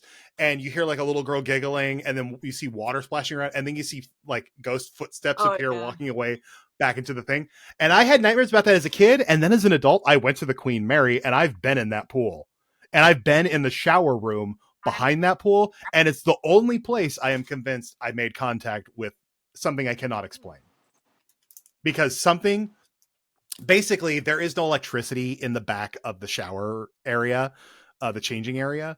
So they're like, you guys can go down there and check it out. We don't have lights. You'll have to use your cell phone light. So I did. Nobody else did. They were all too scared because they're not cool like I am. And so I walked down to the end, and I turned down, and I didn't realize until I got to the end how long a hallway it was and how far away from everyone I was. And then I felt something very strongly grasp me on my shoulder, and I spun around to swing at it, and I hit a wall because there was nothing there. And like yes, I would argue that like there are moments like that where it's you imagining things. I couldn't explain it then. I left, and I walked right up to my friend. I said, I need to leave this boat right now. And we left the tour halfway through. Oh no. Oh wait.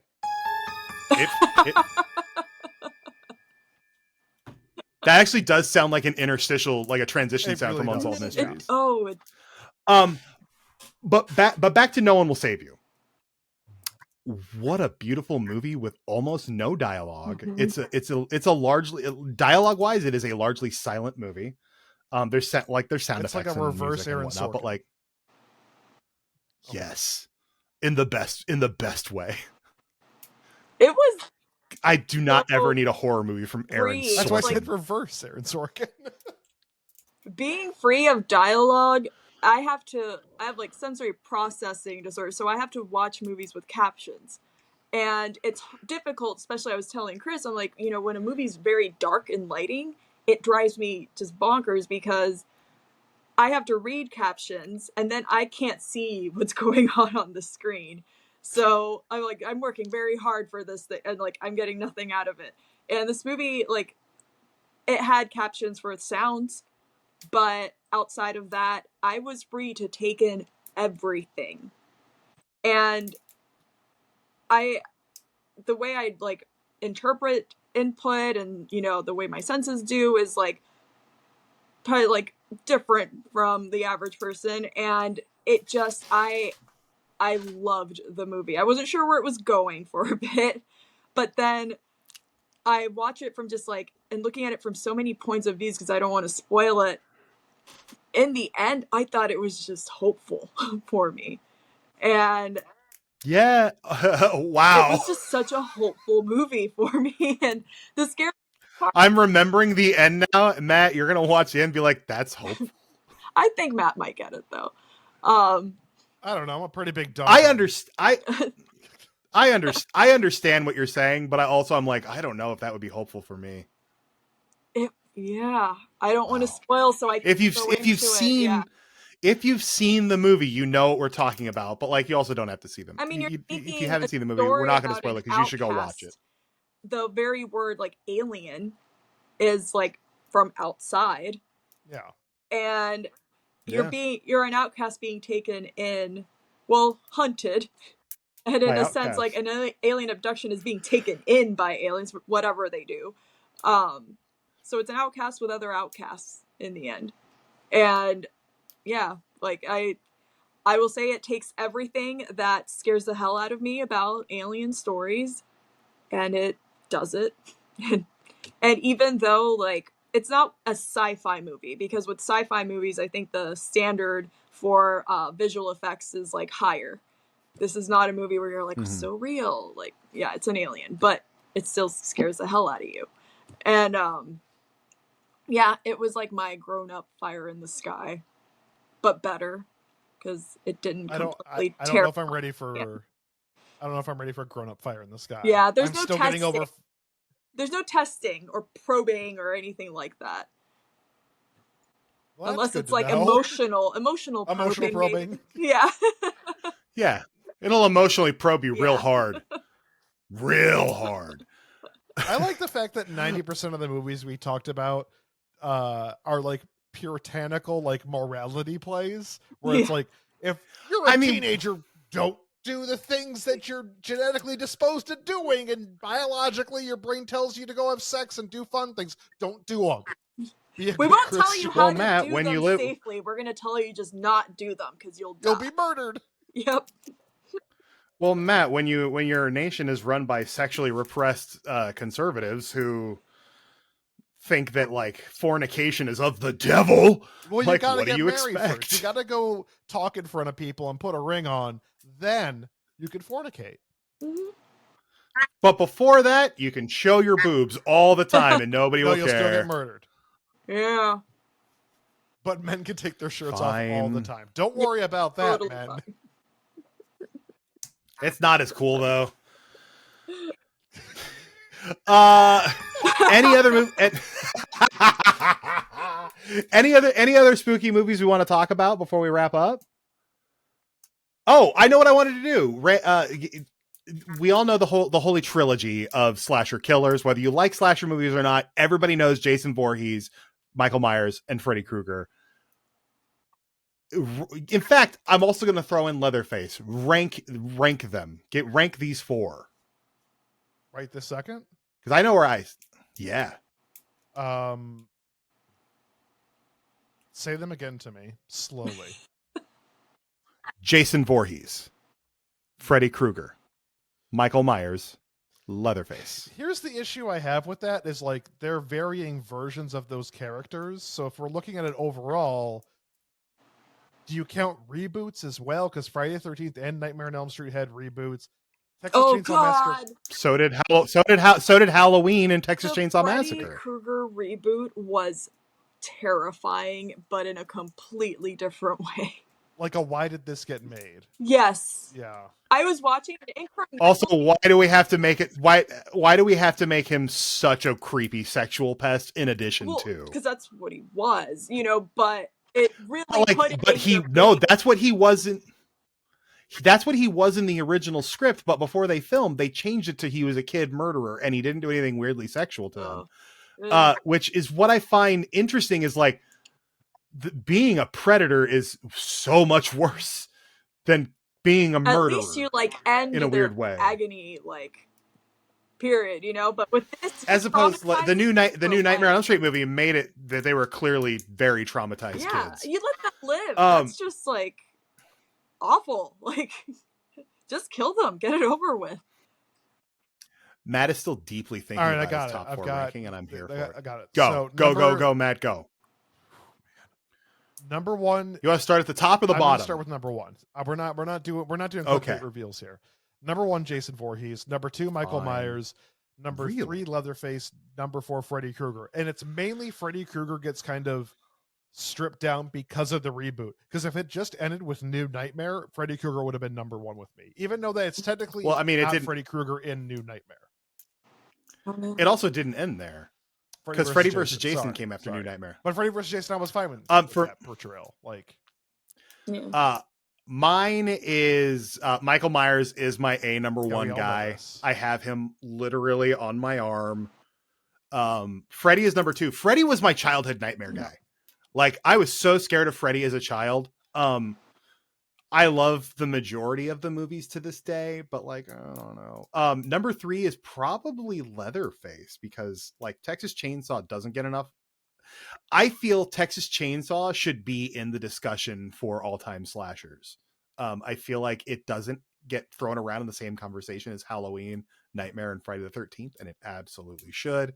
And then my last is Jason Voorhees, just because there's no personality attached to Jason Voorhees whatsoever. He's just sort of a mindless killer. But that's because it's all of his personality is within it, depending if it's Kane Hodder or who was the first one. There's true. A lot of personality when Kane Hodder's playing him.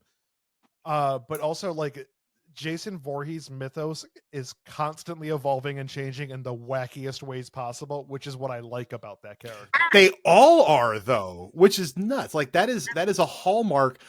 In a weird way, that's a hallmark of horror that continues now into Saw. When new movies come out, it's all about retconning and adding in more lore that this previously undiscovered. Remember when Halloween went to the cult of Thorn and Michael Myers became a supernatural cult figure? What? Remember when Michael Myers had superpowers, kind of, and then they stripped it all away? Yeah. Yeah.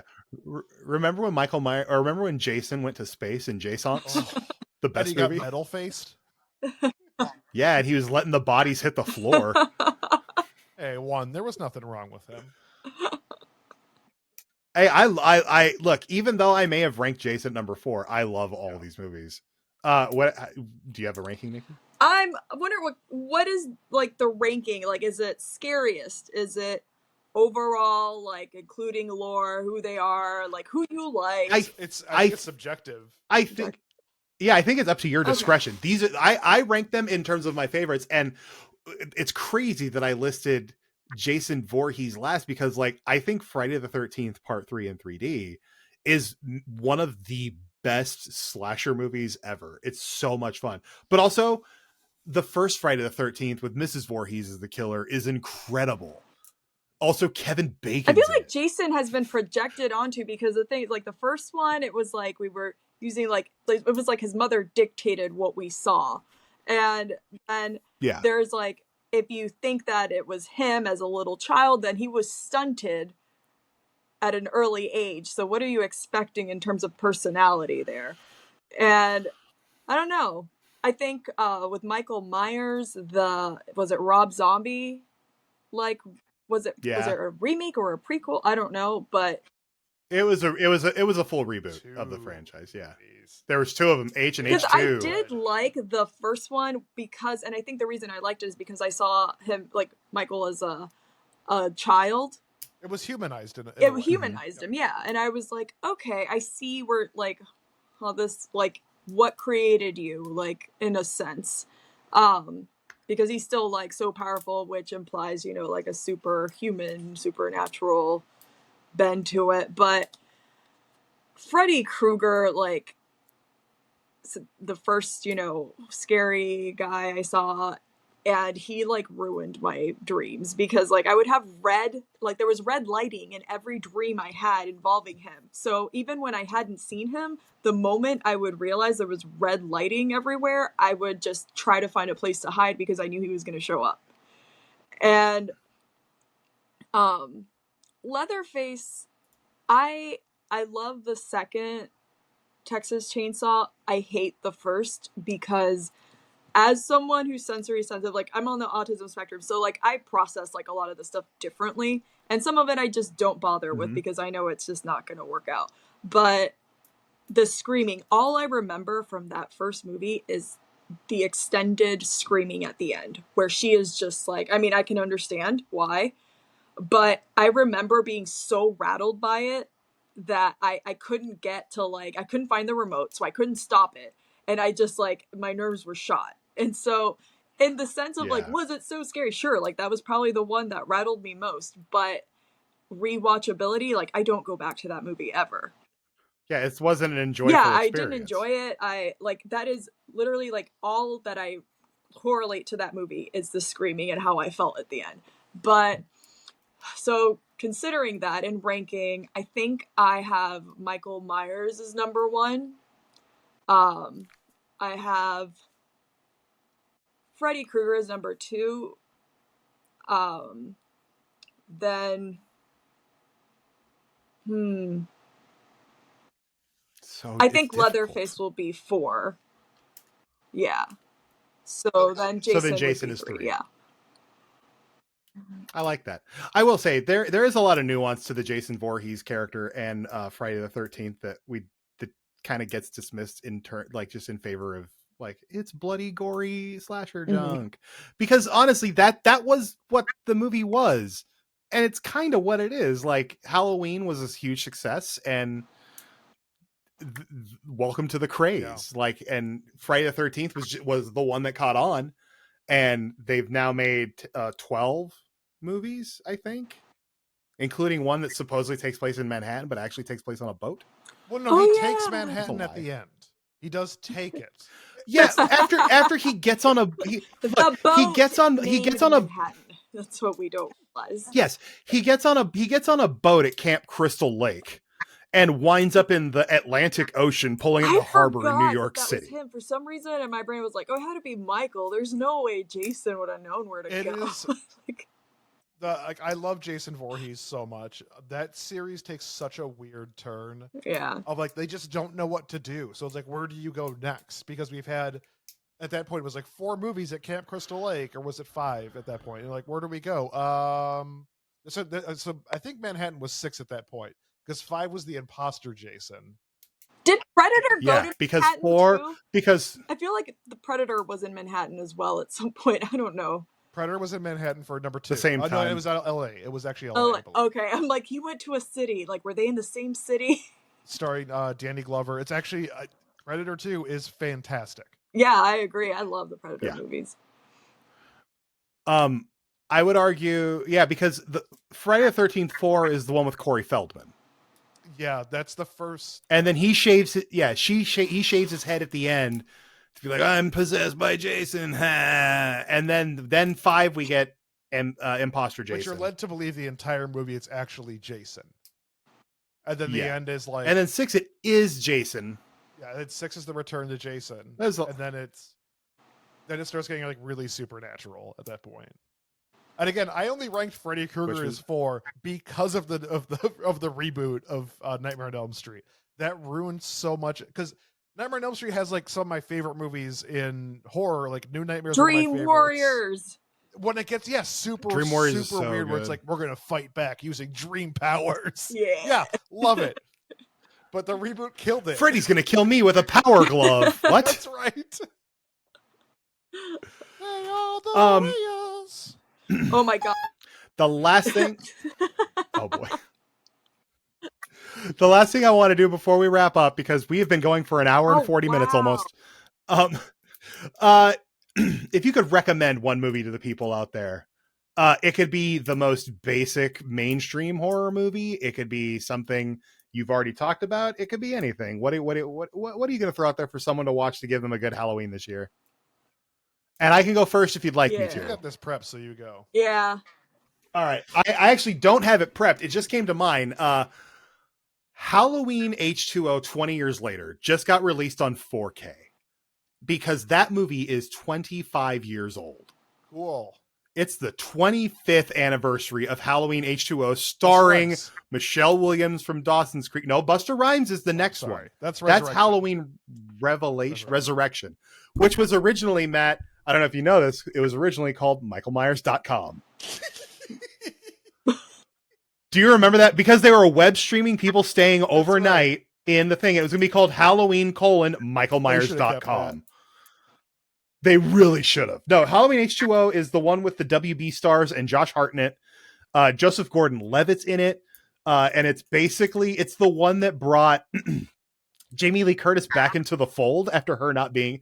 I'm pretty sure they said she was dead for a long time in the Halloween movies. She comes back and she is now living and working at this secluded private school with her son, Josh Hartnett, which is different from her daughter, Danielle Harris, from other Halloween movies. It's the Halloween continuity is bonkers. Woof. But it's a really good, weird, almost not Halloween movie because most of the main cast survives. Like, nobody's going to do it. You're not going to kill Josh Hartnett and Jen from Dawson's Creek or Jamie Lee Curtis for that matter. But it's just such a weird, it came in, I believe it came in the aftermath of Scream. So it's during this new slasher craze, but in doing so disregarded a lot about Michael Myers, but it's still, and I think that makes it it's entertaining to me as this weird little, a time capsule of what the genre was at this specific moment in time. So get yourself some H2O action and then continue the Hartnett party and watch The Faculty, one of the best movies of all time. I want to stay on this Halloween train and recommend a movie. Let's go. I think you immediately know where I'm going to go with this. If you say Halloween Ends, I'm going to boot you from this recording.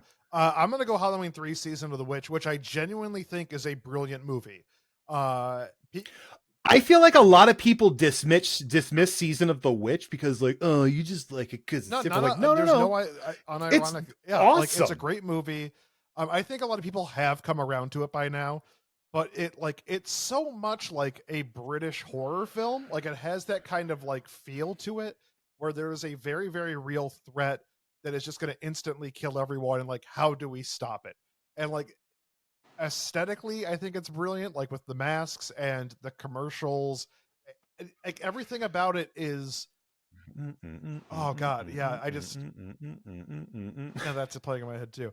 I just, it's not Michael Myers, but it's originally what the Halloween series was supposed to be, was anthology movies one after another, and it's kind of a middle finger to the production company as well, because there's no Michael Myers technically in it except for one shot of Halloween, the movie, playing in the background. Yeah, and it's in this movie, the Halloween movie is a movie, but it's just like a really cool story about like masks that turn your face to bugs. I don't know, it's really cool. And it's a very, very like late 70s, early 80s movie. I'm not going to sit here and tell you to like watch a bunch of like Mickey films or like Lucio Fulci. Like, just no, watch Halloween 3. No, just watch Season of the Witch. It's for me the right level of body horror. Yeah, because it's just kids. It's kids putting on masks and turning into maggots. Like, that's snakes, cool. I believe.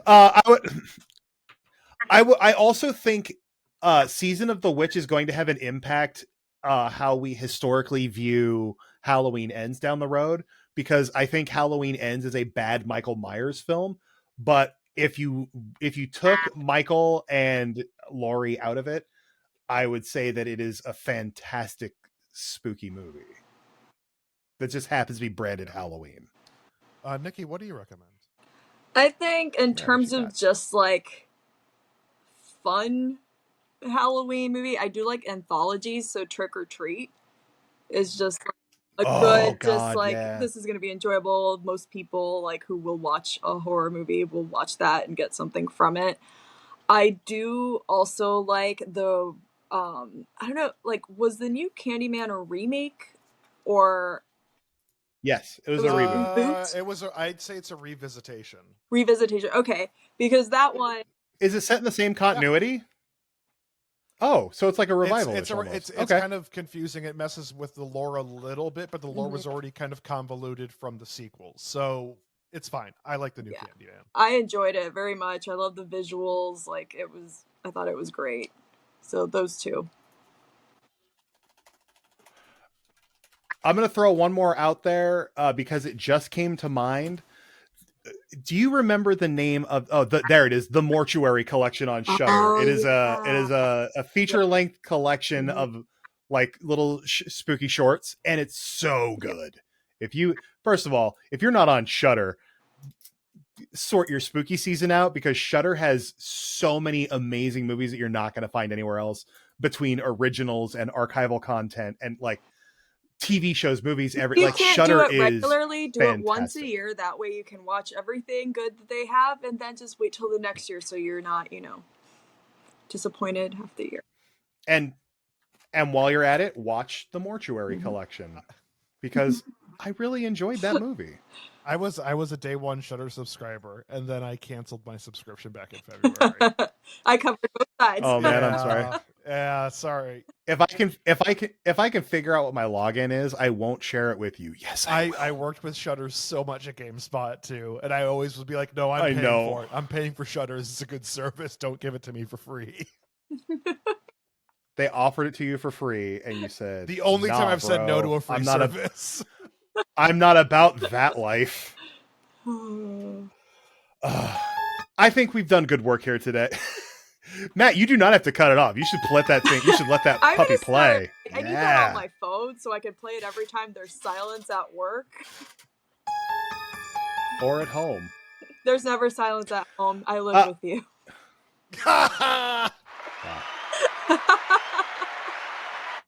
I wish I had the prices right. That'll work. Thanks, Nikki. Thank you for coming on my podcast. Finally.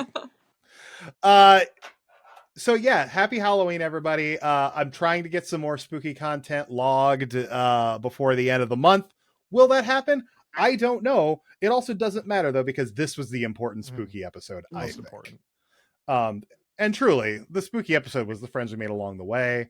So in this case, the guys who sang Gangster Rock, the Rockabilly Driller Killer, and of course, Dog Dad Lawyer, the aliens from. Oh, and Dog Dad. I am Dog Dad Lawyer.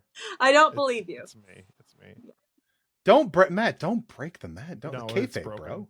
It's broken. Hey, I'm Dog Dad Lawyer. I have a really bad New York accent, and my voice is higher pitched. I'm Matt Elfring. I don't like this. I don't like this breaking down the walls nonsense. Anyway, Matt, where can people find you on the internet? Hey, I'm on, and what do you have going on? I got a Substack. I'm Matt Elfring, Matt with one T. I am MATELFRING.substack.com. I got a podcast on there called I Just Want to Talk to Friends. If you like spooky shit, there was an episode of I Just Want to Talk to Friends that came out recently where I talked to my friend Josh, who was the singer in a metal band and a horror show called Sealed Casket. I was the videographer and the character Count Judas. We talk about character work, some of the ridiculous things we did, like have a contest to ride a bus with us to a show, all of us in costume and in character. We talk about drinking fake blood a lot. I had some weird times in my mid-20s, and what an interesting life I did some fun things. I got to be a videographer for a band. I directed a music video 16 years ago. Fun. I love that. Well, there you go. Nikki, do you want people to find you online, or are you fine with this right here? I'm online. I rarely post. That's true. So what would you like to plug? What website out there should people check out? Well, there is. Hold on. Google.com. I knew if I said this, you would come up with something, because you always send me links to things where I'm like, whoa. Well, there's this. I'm trying to figure out like what her YouTube thing is. There's someone I'm a patron of, and on there she goes by Princess Weeks, Weekes, and she creates videos that's like, I'm just gonna read like the little blurb, creating videos about the intersection of pop culture, race, and then says and. Maybe that's on purpose. Maybe my I like that. Have it up for the gap. I like that know. a lot.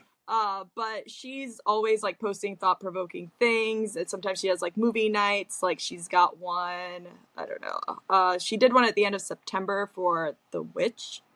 I don't know. She's Oh, how do we not Right. bring up Black Phillip Black this entire Phillip. I hate that episode? movie. Wow. best. I like Black Phillip. Oh, that's right. You I don't for like it. So that's I'll okay. plug her. I'm sure So, if you look up Princess Princess Weeks. Weekes on Patreon, you may find her. YouTube and Patreon. Yeah, she might be the thing on What about YouTube. YouTube? Let's see. Here, I can. Princess Weeks. Oh, I found her. Yeah. So yeah, just go to youtube.com/@princess_weeks. You can find her. I'm actually going to subscribe right now because I want to see some of this. Her most popular video is something I'm going to watch today, and the title is simply, "Why are there so many Confederate vampires?" All right. Yeah. My interest is I'm piqued. into it. I am into it. Matt, she also does Magic the Gathering content, it looks like, Doctor Who content, superhero content, horror content, Star Wars content. She does lots of good video. Yeah, this looks really good. So that is a fantastic shout out. All right. As always, I am Chris Hayner everywhere. Substack, Twitter, X, I guess. Don't go to Twitter or X. Instagram, TikTok. Find me on TikTok. That's where I'm better off. Wait, do you think Twitter's new name is actually Straight Edge? Straight Edge. Do you think this is going to make CM Punk come back to Twitter? Good. I was about to say, I'm like, see. I'm Maybe sorry. You can stay away. Maybe he should go on just a long vacation to anywhere Maybe else. He should, I don't know. Twitter. Just take a spa week or something. Yeah. Year. If I was him, I'd take a spa just take year. some Why not? Self-care. I don't know. Get in a good space. I think that's a good suggestion. I think it's a great way of looking at it. I agree. All right, everybody. Thank you for listening. Please like, subscribe, comment, review, all the things across all the platforms. I should have said this up front. I didn't. You can if you want to watch this podcast, head over to youtube.com/@BigKidPod. Videos get uploaded and published there as they get uploaded to the pod platform in audio. Also check out the YouTube and my TikTok for like some weirdo Vegas content that's going to be, by the time you're hearing this, should be up already. I'm going to Vegas.